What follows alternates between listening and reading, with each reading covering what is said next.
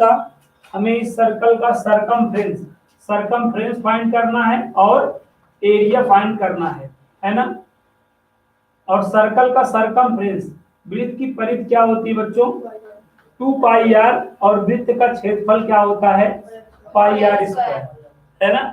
तो हमें कोई प्रॉब्लम नहीं है क्योंकि हमें हमारे पास आर है ना।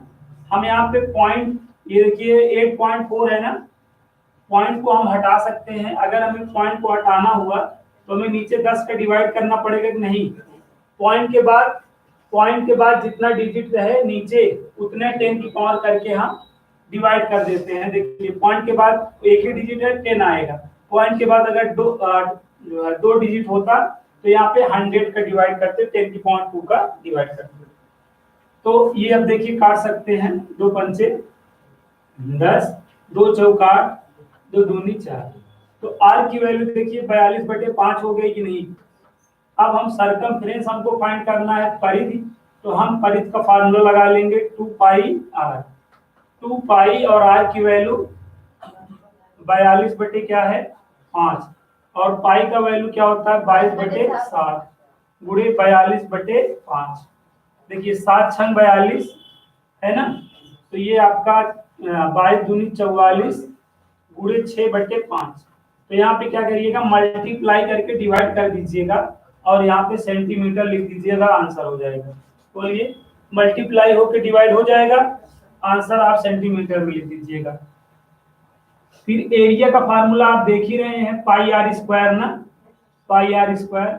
पाई की वैल्यू 22/7 रखनी है और आर की वैल्यू 42/5 रखनी है, का होल स्क्वायर कर लेना है। ठीक है, इसको सॉल्व कर लीजिएगा, जो आएगा सेंटीमीटर स्क्वायर में आंसर लिख दीजिएगा। यूनिट होता है सरकमफ्रेंस का, यूनिट क्या होता है? परिधि की यूनिट क्या होता है? अगर सेंटीमीटर में आपको गिवन है रेडियस तो सेंटीमीटर में ही होगा, लेकिन अगर एरिया है तो सेंटीमीटर है तो सेंटीमीटर स्क्वायर हो जाएगा, अगर मीटर है तो मीटर का स्क्वायर हो जाएगा।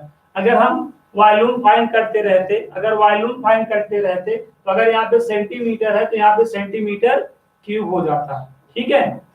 या अगर हम टोटल सरफेस एरिया निकालते होते या कर्व सरफेस एरिया निकालते होते, तब भी उसका यूनिट क्या होता है? सेंटीमीटर स्क्वायर होता है। तो देयर आर यूनिट्स, इनको आपको हमेशा याद रखना है। बोलिए, याद रख की बात समझ में आई कि नहीं? पहला क्वेश्चन समझ में आ गया है। वृत्त की त्रिज्या आपको दी रखी थी और आपको सरकमफ्रेंस और क्षेत्रफल याद करना था, तो आप इस तरीके से कर सकते हैं ना। तो पहला क्वेश्चन आ गया है। अब आइए अगले क्वेश्चन को समझें। इस क्वेश्चन को आप लोग कर लीजिएगा या कर लीजिए अभी। अगला क्वेश्चन है, the circumference of 2 circle are in the ratio 2:3, find the ratio of their areas.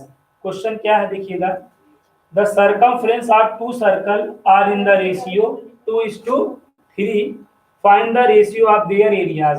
Okay बच्चों, तो क्वेश्चन है यही है ना। ओके, तीसरा हम करने चल रहे थे। चलिए सेकंड वाला पहले समझ लीजिए। If the perimeter of a semi circle protector ना, protector is 108 centimetre, find the diameter of the protector. ठीक है, क्वेश्चन सुनिएगा, बहुत ही प्यारा है। If the perimeter of the semi circle protector is 108 centimetre, find the diameter of the protector. अब question यहाँ पे सुनिएगा, एक अर्धवृत्त आकार के प्रोटेक्टर का परिमाप 108 सेंटीमीटर है। क्वेश्चन क्या है, एक अर्धवृत्त आकार के प्रोटेक्टर का परिमाप 108 सेंटीमीटर है, तो प्रोटेक्टर का व्यास ज्ञात कीजिए। प्रोटेक्टर का व्यास ज्ञात कीजिए। तो जो हमारा प्रोटेक्टर है, ठीक है, सेमी सर्कल के साइज का है। जो हमारा जो है प्रोटेक्टर है तो किसके साइज का है? सेमी सर्कल के साइज का है ना, जिसका पेरीमीटर हमें क्या दिया है? 108, जिसका हमें परिमाप क्या दिया है? 108। किसका परिमाप है? मतलब जो प्रोटेक्टर है उसका परिमाप है, सेमी सर्कल का परिमाप नहीं है। जो प्रोटेक्टर है उसका परिमाप हमें क्या गिवन दैट है? 108 दिया है। तो हमें डायामीटर ऑफ प्रोटेक्टर पूछ रहा है, तो हमें प्रोटेक्टर का क्या पूछ रहा है? व्यास पूछ रहा है। बहुत अच्छा क्वेश्चन है बच्चों, ध्यान से समझने की में इसको आवश्यकता है, ध्यान से समझिएगा। यहाँ पे आप ध्यान दीजिएगा, जो हमारा प्रोटेक्टर है सेमी सर्कल के साइज का है, ठीक है बच्चों। ये हमारा सर्कल होता है ना डायामीटर जो है बच्चों सर्कल को दो पार्ट में डिवाइड करता है। डायामीटर सर्कल को दो पार्ट में डिवाइड करता है। ईच पार्ट सेमी सर्कल कहलाता है। ईच पार्ट क्या कहलाता है? सेमी सर्कल कहलाता है। इस बात को आप ध्यान रखिए ना। बोलिए यहां तक आया? जो डायामीटर होता है सर्कल को दो पार्ट में डिवाइड करता है। ईच पार्ट को क्या बोला जाता है? Semi circle. तो सेमी सर्कल का मतलब केवल इतना हुआ, सेमी सर्कल का ये मतलब हुआ, समझ में आया? सेमी सर्कल का ये मतलब हुआ। जो आपका प्रोटेक्टर है, जो आपका प्रोटेक्टर है आपका सेमी सर्कल के साइज का मतलब ऐसे है ना। तो जिसका आपको अब ये जो सेमी सर्कल जो है आपका जो प्रोटेक्टर है सेमी सर्कल के साइज का है, तो अब इसका आपको मतलब क्या दे दिया है? क्या दे दिया है? पेरीमीटर दे दिया है, परिमाप दे दिया है। तब इसका आपको ये जो प्रोटेक्टर बना है उसका क्या पूछा है? डायामीटर पूछा है। समझ में आ रहा है बात की नहीं? यहाँ ये क्या है? आपका प्रोटेक्टर है ना, देख लीजिएगा। ये आपका सेमी सर्कल के साइज का प्रोटेक्टर है ना, जिसका पेरीमीटर आपको क्या गिवन है? जिसका आपको परिमाप क्या गिवन है? 108, ठीक है ना। आपको अगर आपने नोटिस किया हो, जो सर्कल होता है, जो सर्कल होता है, ये सर्कल है कि नहीं? सर्कल का जो पेरीमीटर होता है वो क्या होता है? सर्कल का परिमाप आपको हमने क्या बता रखा है? 2 पाई आर बता रखा है। अब यही चीज अगर हाफ हो जाएगा, सेमी हो जाएगा, जिसमें 2 पे डिवाइड नहीं हो जाएगा, तो सेमी सर्कल का पेरीमीटर क्या होगा? तो ये पाई आर केवल यहां से यहां तक होता है, बस बात को समझिएगा। ये सेमी समझ लेना बात। तो ये पाई आर सर्कल जो है, जो डायमीटर होता है सर्कल को दो पार्ट में डिवाइड करता है, तो ईच पार्ट सेमी सर्कल कहलाता है। तो टोटल 2 पाई आर होता है, लेकिन सेमी सर्कल का जो है पेरीमीटर क्या होता है? पाई आर, पाई आर। ये यहां से लेकर यहां तक पाई आर होता है, और ये यहां से लेकर यहां तक पाई आर होता है। तभी ऐड कर दीजिए, सर्कल बन जाता है, 2 पाई आर हो जाता है। बात को समझिएगा। तो इसमें ये इतना आप जान रहे हो पाई आर, ठीक है। आपको किसका पेरीमीटर दिया है? आपको किसका परिमाप दिया है? प्रोटेक्टर का ना। तो प्रोटेक्टर का परिमाप क्या होगा? ये पूरा है प्रोटेक्टर ना, समझ रहे हैं बात को? जो आपका प्रोटेक्टर है ये पूरा यहां तक ही थोड़ी है, ये भी तो है ना। तो अगर आप यहाँ पे पाई आर, अगर यहाँ पे पेरीमीटर के प्लेस पे पाई आर लिखने का सोच रहे हैं तो गलत सोच रहे हैं, क्योंकि अगर आप पाई आर लिख रहे हैं तो केवल सेमी सर्कल का आप पेरीमीटर जो है रिटर्न कर रहे हैं, ना कि पूरे का। आपका जो प्रोटेक्टर है ये पूरा यहां से लेके यहां तक है। पेरीमीटर का मतलब जानते हैं ना, जितनी बाउंड्री है वही तो पेरीमीटर होता है। तो यहाँ पे प्रोटेक्टर इतने से बना है कि नहीं पूरा? तो ये पूरा आपको प्रोटेक्टर का क्या हुआ? पेरीमीटर हुआ। बात समझिएगा। यहाँ पे देखिए, यहाँ पे ये सेंटर होगा कि नहीं? सेंटर होगा। कल हमने बताया था भाई, ये जैसे ये डायामीटर है ना, तो ये डायामीटर है, ये इतना आर होगा कि नहीं बताओ? और ये भी तो आर होगा ना। तो यहाँ पे बात समझिए, ये आर होगा कि नहीं? सेमी सर्कल है ना, तो ये आर, तो ये भी आर होगा कि नहीं बताइए? अब अगर मैं आपसे पूछूं पेरीमीटर का प्रोटेक्टर का पेरीमीटर बताओ, प्रोटेक्टर का परिमाप बताओ, तो आप बता सकते हैं क्या? पाई आर प्लस 2 आर। बात समझिए, ये पाई आर प्लस ये टोटल ना। पेरीमीटर का मतलब सम करना होता है ना, जितनी बाउंड्री हो सबको क्या कर दो? ऐड कर दो। तो पूरा यहां से यहां तक ऐड कर दोगे तभी तो पेरीमीटर परिमाप बनेगा। तो इसको हमने ऐड कर दिया। समझ में आया बात? यहाँ पे ये 2 आर प्लस क्यों हुआ? समझ में आ गया? क्योंकि ये केवल यहाँ तक तो ये सेमी सर्कल है, लेकिन ये पूरा आपका प्रोटेक्टर कहला रहा है ना। यही बात को बच्चे नहीं ध्यान दे पाते हैं और क्वेश्चन को गलत कर जाते हैं। ध्यान में रखिएगा। बराबर 108 यहाँ तक आ गया। कॉमन क्या है देखो, अगर आप आर कॉमन है तो पाई प्लस 2 बराबर कितना 108। यहां तक आ रहा है ना समझ में। अब आप देखो यहाँ पे ध्यान देना, पाई की वैल्यू क्या होती है 22/7 प्लस 2 ना बराबर 108। अब यहाँ पे एलसीएम ले लो, इसके बटे 1 है, 7 और 1 का एलसीएम 7, यहाँ पे मल्टीप्लाई कर दो 22 प्लस ना 7 दूनी 14 हो जाएगा 108। इसको ऐड कर लो, ये आपका 36 हो जाएगा, 36 ना 36 तिया 108 होता है, 36 तिया क्या होता है 108। चाहे देख लो 3 छंग 18, 3 त्रिक का 9 10 है ना। तो ये 7 त्रिक क्या हो जाएगा 7 त्रिक, आर का मान कितना आ गया 21 आ गया, नहीं बताओ आर का मान 21 आ गया। बोलिए यहाँ तक बात समझ में आई कि नहीं। ये आपको किसका पेरीमीटर गिवन था समझ गए ना, जो प्रोटेक्टर था उसका पेरीमीटर था। तो प्रोटेक्टर का पेरीमीटर यहां से लेकर पूरा यहां तक होगा ना, यहां से यहां तक तो फार्मूले के फॉर्म में पाई आर होता है, ये आर और ये आर, ये 2 आर होगा। पूरा जो है होल पेरीमीटर का, होल प्रोटेक्टर का पेरीमीटर ये हुआ। आर कामा करा, पाई की वैल्यू रखा, और आर की वैल्यू क्या गई, आपको क्या फाइंड करना है डायामीटर किसका प्रोटेक्टर का ना। तो प्रोटेक्टर का डायामीटर क्या होगा देख के बता सकते हैं 2r होगा ना, यही तो है प्रोटेक्टर का डायामीटर। तो 2r होगा, r की वैल्यू क्या आई है 21, तो 42 सेंटीमीटर हो गया डायामीटर। बताइए समझ में आया कि नहीं, सही बच्चों को समझ में आ गया है। एक बार फिर समझा दे रहे हैं, जो प्रोटेक्टर आपका बना है वो सेमी सर्कल के साइज का है, तो सेमी सर्कल ऐसे ही तो होता है, तो उसके साइज का क्या है प्रोटेक्टर है ना। और आपको प्रोटेक्टर का क्या दे रखा है पेरीमीटर दे रखा है।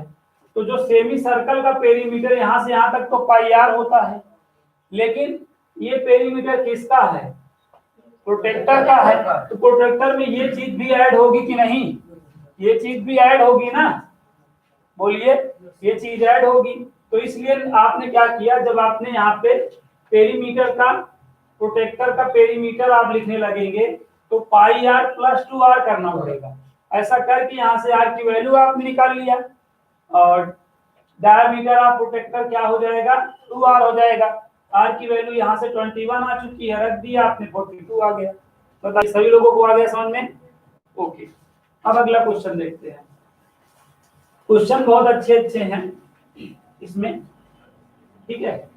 थोड़ा सा आपको चीजों का नॉलेज होना चाहिए, और बाकी मेंसुरेशन से आसान जो है आपको कोई चैप्टर नहीं मिलेगा, सब सीरियस चैप्टर आप इसको बोल सकते हैं। आप देखिए अगला है थर्ड वाला क्वेश्चन, क्या है the circumference of two circle are in the ratio 2:3, find the ratio of their areas.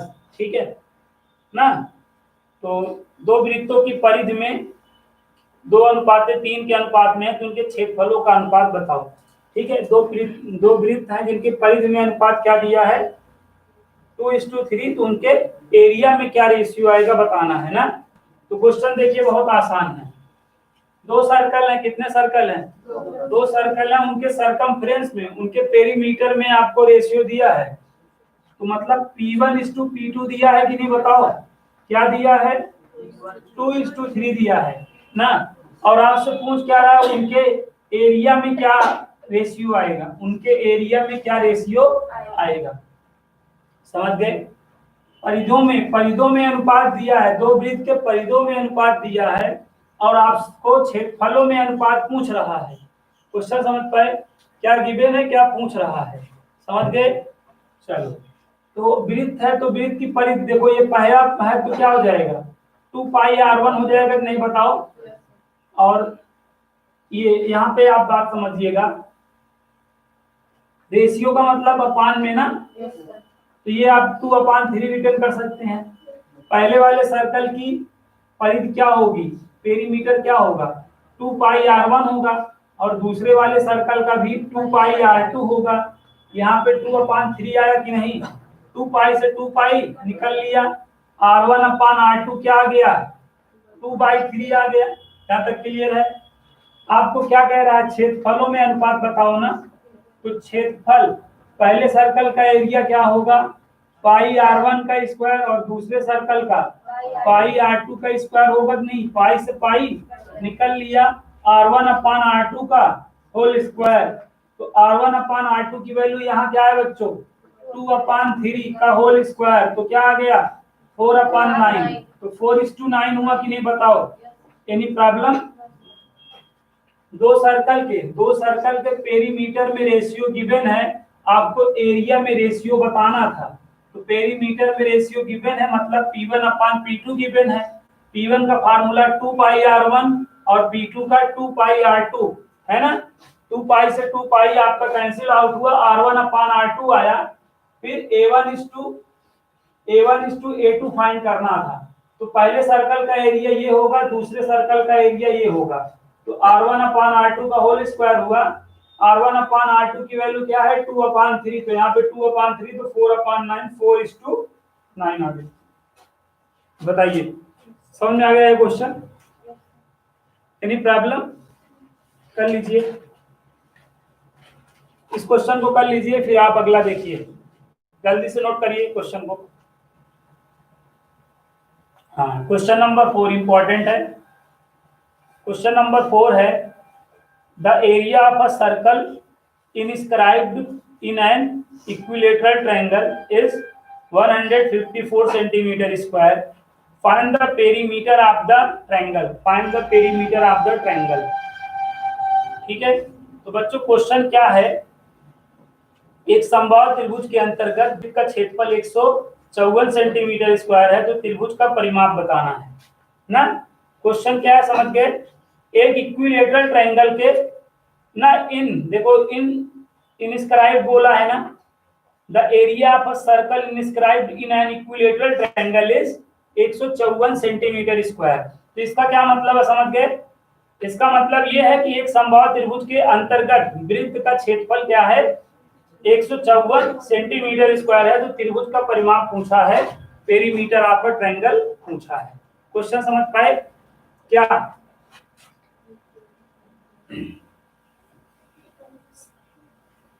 Triangle जो आपका इक्विलेटरल ट्रायंगल है, उसके अंदर क्या बना है, जो आपका इक्विलेटरल ट्रायंगल है, जो आपका समबाहु त्रिभुज है, उसके अंदर क्या बना है, सर्कल, जिसका क्षेत्रफल कितना है, 154। किसका क्षेत्रफल है, सर्कल का, एरिया ऑफ सर्कल बोल रहा है ना। एरिया ऑफ सर्कल जो इक्विलेटरल ट्रायंगल के अंदर इनस्क्राइब्ड हुआ है, उसका एरिया आपको 154 सेंटीमीटर स्क्वायर दिया है। तब कह रहा है पेरीमीटर ऑफ अ ट्रायंगल बताओ, तब कह रहा है त्रिभुज का सर्कल।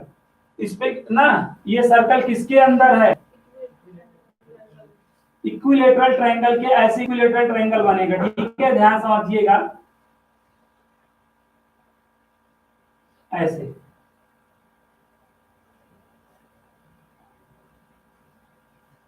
यस गाइस, इस तरीके से आपका, ठीक है। तो क्वेश्चन क्या समझ पाए नहीं, समबाहु त्रिभुज के अंतर्गत क्या बनाया गया है, एक सर्कल बनाया गया है। क्वेश्चन एकदम सीधा है कि इक्विलेटरल ट्रायंगल के अंदर क्या बना लीजिए आप, सर्कल बना लीजिए। जो आपने सर्कल बनाया है उसका एरिया दिया है, किसका एरिया दिया है, सर्कल का। वैसे सर्कल का एरिया होता क्या है, पाई आर स्क्वायर होता है कि नहीं बताओ। वृत्त का क्षेत्रफल क्या होता है, अगर एरिया ऑफ सर्कल है तो एरिया ऑफ सर्कल का फार्मूला अप्लाई कर दीजिए।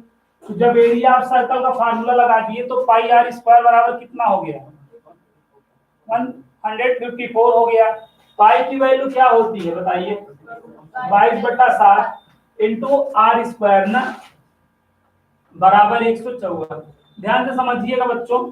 तो यहाँ पे क्या हो जाएगा, आप देखिए 2 से काट दीजिए, 2 1 2, 2 1 2, 2 7 14, 2 7 14, 11 7 77, 11 7 77। आर स्क्वायर बराबर क्या हो जाएगा, अगर आप देखें 7 7 इंटू 7, आर बराबर क्या हो जाएगा, √7 इंटू 7। तो यहाँ पे पेयर बन के आर की वैल्यू कितनी आएगी, 7। आर की वैल्यू 7 आ गई कि नहीं बताइए। तो जो आपका सर्कल है उसकी रेडियस कितनी आ गई, 7 आ गई। बताइए यहाँ तक बात समझ में आया। जो गिवन हो वही का फार्मूला अप्लाई किया जाता है ना। तो आपको क्वेश्चन में क्या गिवन है, एरिया ऑफ अ सर्कल, वृत्त का क्षेत्रफल दिया था तो वृत्त के क्षेत्रफल का फार्मूला लगा दिया, तो लगा देने से आर की वैल्यू आ गई कि नहीं, बोलिए यहां तक आ गया समझ में, एनी प्रॉब्लम। अब आप आगे देखिए, यहाँ पे देखिए ये सर्कल का यहाँ कहीं सेंटर होगा, क्या होगा, सेंटर होगा। ये बात यहाँ पे समझिएगा, ये देखिए ये सर्कल की क्या होगी बता सकते हैं, यस गाइस, ये सर्कल की क्या होगी, रेडियस होगी। तो यहाँ पे ये 7 हो जाएगा, ये 7 सेंटीमीटर सर्कल की क्या है, रेडियस। इस ये सेंटर को ये क्या है, वर्टाइसेस इक्विलेटरल ट्रायंगल है कि नहीं, ये समबाहु त्रिभुज के शीर्ष है ना, इक्विलेटरल ट्रायंगल है, ये मत भूलिएगा। तो इक्विलेटरल ट्रायंगल है तो ऑल साइड इसकी क्या होने वाली है, इक्वल होने वाली है ना। अगर मैं एक को 2x सपोज कर लूं तो सभी 2x हो जाएंगी कि नहीं, सभी 2x हो जाएंगी कि नहीं, बताओ। और ये देखिए यहां से यहाँ पे ये परपेंडिकुलर है ना, अगर ये परपेंडिकुलर है तो ये हाफ हो जाएगा कि नहीं बताइए, तो ये 2x से ये इतना x हो जाएगा, ये इतना x हो जाएगा कि नहीं, यहां तक बात समझ में आई, बताइए। अब यहाँ पे ध्यान दीजिए, अगर इक्विलेटरल ट्रायंगल है तो ईच एंगल कितना डिग्री होता है, अगर समबाहु त्रिभुज है तो प्रत्येक कोण 60 अंश होता है कि नहीं, तो ये भी तो 60 ही होगा पूरा। अगर आप देखिए ये 60 और ये 60 होगा कि नहीं। अब ध्यान समझिएगा, अगर हम सेंटर को इससे क्या कर दें, ज्वाइन कर दें, ऐसे इसको हम क्या कर दें, ज्वाइन कर दें, तो ये टोटल 60 है, अब कितना हो जाएगा, 30 इधर 30 इधर हो जाएगा कि नहीं, यहाँ तक बात समझ में आए। और ये क्या है, ये तो 90 ही होगा, यहाँ तक आ गया समझ में। अब यहाँ पे देखिए एक राइट एंगल ट्रायंगल बन चुका है कि नहीं, एक समकोण त्रिभुज बन चुका है कि नहीं, उसको अलग करो, BMO है ना, BMO अलग करो, तो BM कितना है, x है, और OM कितना है, 7 है ना, और ये एंगल कितना है, 30 ना। तो जो गिवन हो, देखो क्या गिवन है, रिलेशन देखो, ये परपेंडिकुलर अपान बेस, लंब बटे आधार का रिलेशन है कि नहीं, और ये रिश्ता क्या कहलाता है, tan थीटा। यहाँ पे थीटा की वैल्यू क्या है, 30 है कि नहीं, tan 30, और tan 30 की वैल्यू बच्चों क्या होती है, 1/√3। लंब की वैल्यू क्या है, 7, और आधार की वैल्यू क्या है, x। तो x कितना हो गया, 7/√3 हो गया कि नहीं, बताओ, 7/√3 हो गया। तो ये x क्या है, साइड है ना, ये x क्या है, साइड है किसकी, ये यहां तक साइड है, कहां तक, x पूरा देखो BM तक है नहीं, तो BC कितना होगा बता सकते हैं, BC x प्लस x होगा कि नहीं, बताओ, बोलो बेटा।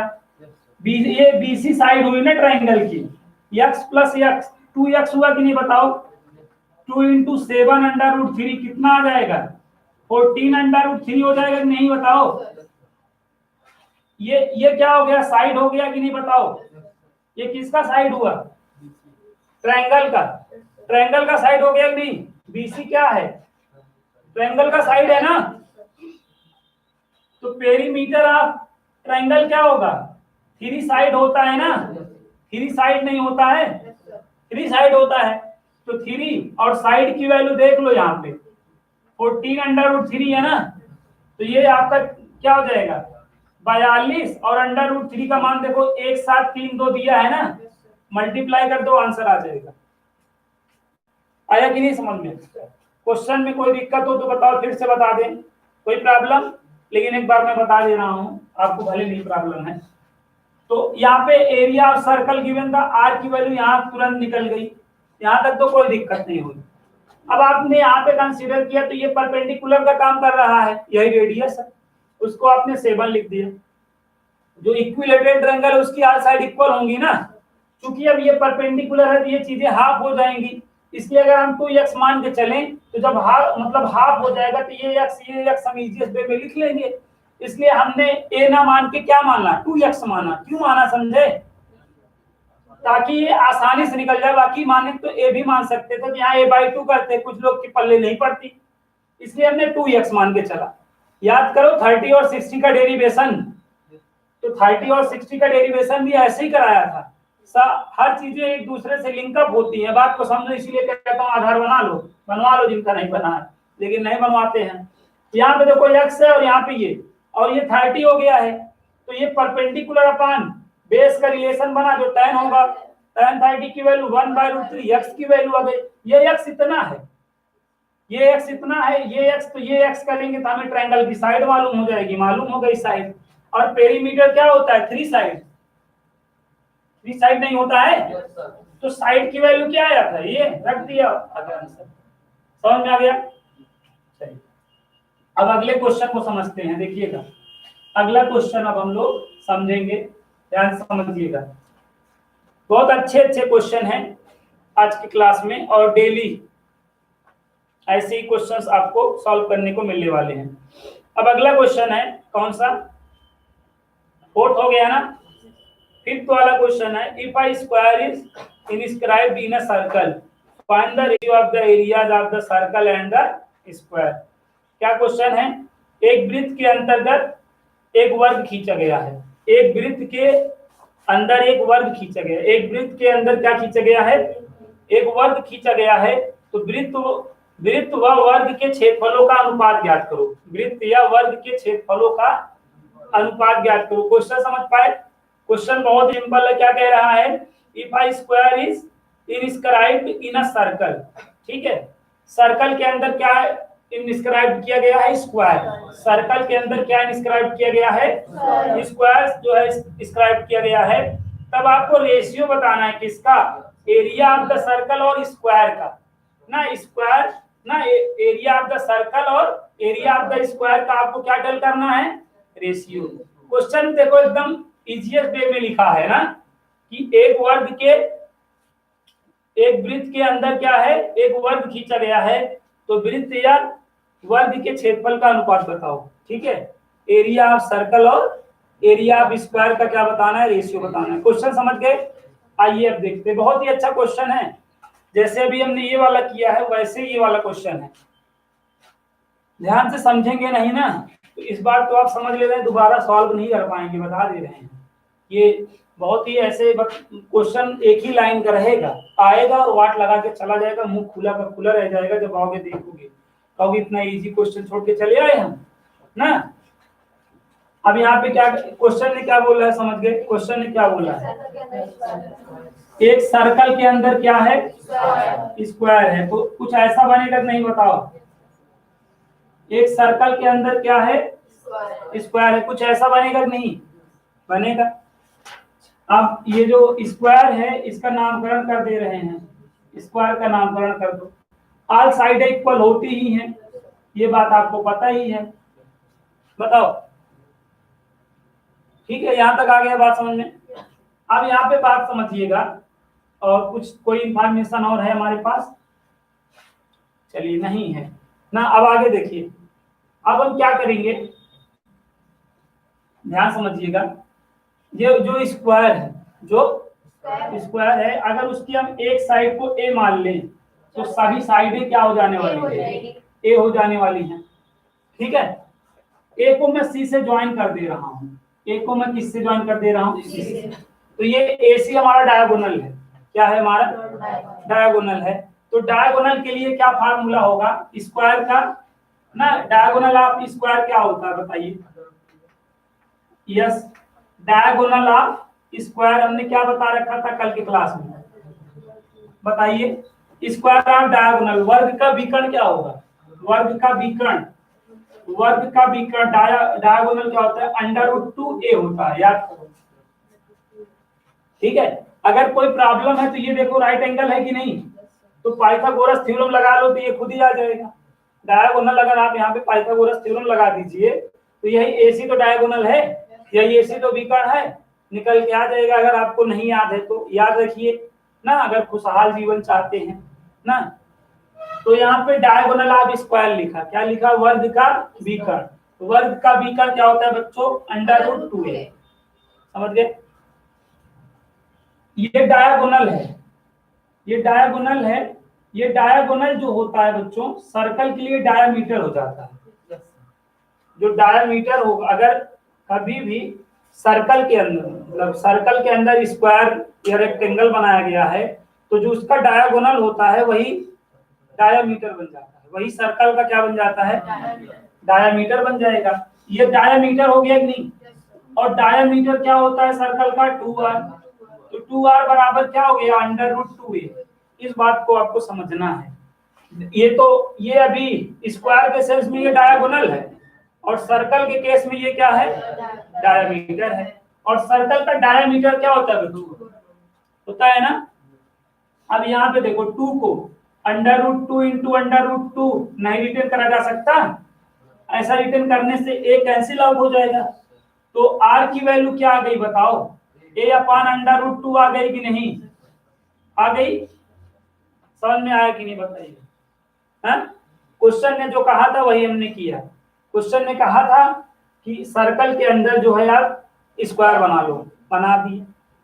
अब स्क्वायर की आल साइड इक्वल होती है, लिख दिया। तो फिर ये डायगोनल हम जानते थे क्या होता है, √2a ना, जो डायगोनल होता है ना, वही सर्कल के केस में डायमीटर कहलाता है। तो डायमीटर सर्कल का क्या होता है, 2r होता है, 2r लिख दिया। तो r और a में रिलेशन निकल के आ गया कि नहीं, क्या रिलेशन निकल के आया है, देख लो। अब आपको फाइंड क्या करना है ना, आपको रेशियो फाइंड करना है किसका, area of circle is to area of square. ये में फाइंड करना है नहीं, बताओ, ये मैंने क्वेश्चन बोल रहा है। तो एरिया ऑफ सर्कल और एरिया ऑफ स्क्वायर, तो एरिया ऑफ सर्कल, सर्कल का एरिया बताइए क्या होता है, पाई r स्क्वायर, क्या होता है, पाई r स्क्वायर। और एरिया ऑफ स्क्वायर क्या होता है, भुजा स्क्वायर, बोले तो साइड स्क्वायर ना। तो यहाँ पे a स्क्वायर होता है कि नहीं, एक काम करें आप स्क्वायरिंग बोथ साइड कर दे। यहाँ पर अगर आप यहाँ पे स्क्वायरिंग बोथ साइड कर देंगे तो r square equal to a square upon 2 हो जाएगा कि नहीं, बताइए, हो जाएगा।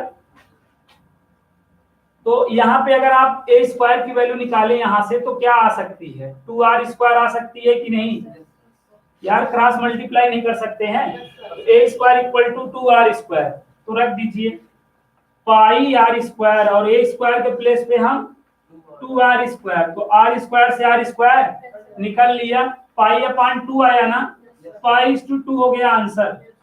बताइए, तो कितना प्यारा क्वेश्चन था, कर लेंगे दोबारा कि नहीं, हाँ। इतना छोटा क्वेश्चन छोड़ के मत आइएगा, नहीं आप अपने आप को कभी माफ नहीं कर पाएंगे, जब तक जिएंगे तब तक आपको तकलीफ रहेगी, ठीक है। तो आप कर लेंगे, ये क्वेश्चन समझ में आ गया है।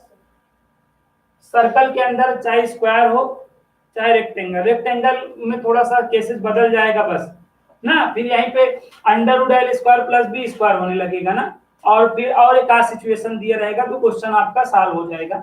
बहरहाल अभी जो क्वेश्चन है समझ गए हो, वृत्त के अंदर क्या बनाया गया था, वर्ग बनाया गया था।